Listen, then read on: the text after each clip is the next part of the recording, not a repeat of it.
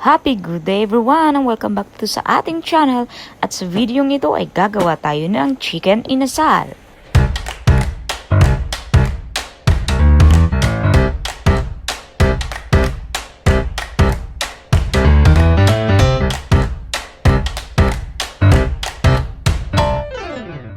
Ayan guys, nandito na tayo sa kusina at ito yung ating i-marinate na manok para pang barbecue natin. So, dito nun.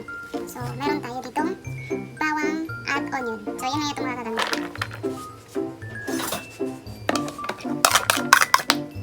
So, lagyan natin ng toyo.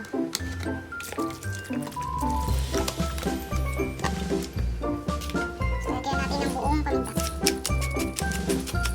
Simpleng ano lang marination.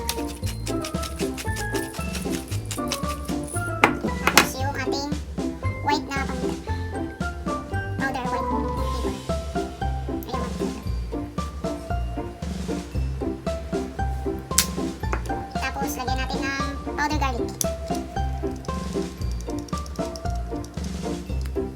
Tapos, suka. At manamis-namis yung ating garlic. Tapos, asin. Lagyan natin ng kunting asin. At syempre, ang magpapasarap dyan ang oyster sauce. So, lagyan natin ang oyster sauce.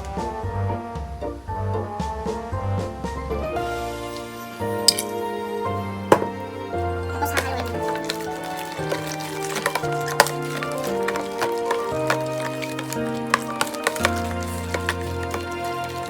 Tapos, ating mahalo, lagyan na natin yung manok. At i-mamarinate natin siya overnight para mas maluwag talaga yung lasa niya. At saka para maging juicy siya.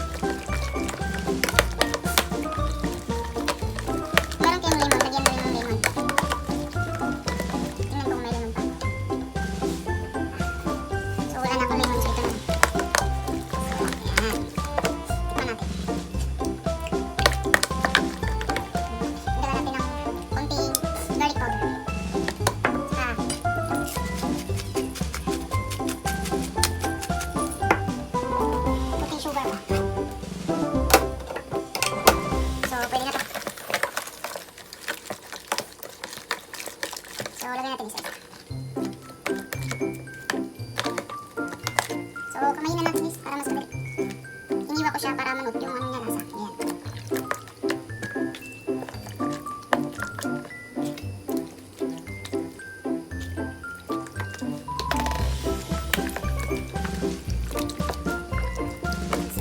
So, there you have it. Ganyan na yung pag-marinate niya.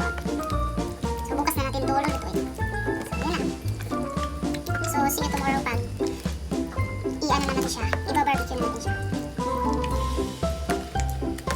Guys, tayo nagbabalik at ito na yung ating minarinate na chicken, pang chicken inasal natin. So, tingnan natin. So, namarinate natin siya ng almost more than 1 week lang natin siya namarinate. So, ihawin na natin siya ngayon para syempre, para kainin. So, siguradong napakasarap nito guys. Nanunuot yung ano nito. Tapos, tingnan natin mamaya. Diba, napaka-juicy. So, iihawin lang natin. So, dito natin siya iihawin guys. Yan. So, lagyan na natin.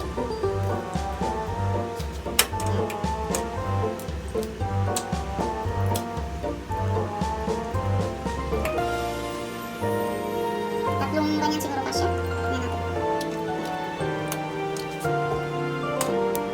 So, tatlo. Yan, tatlo lang guys. So, ito na natin.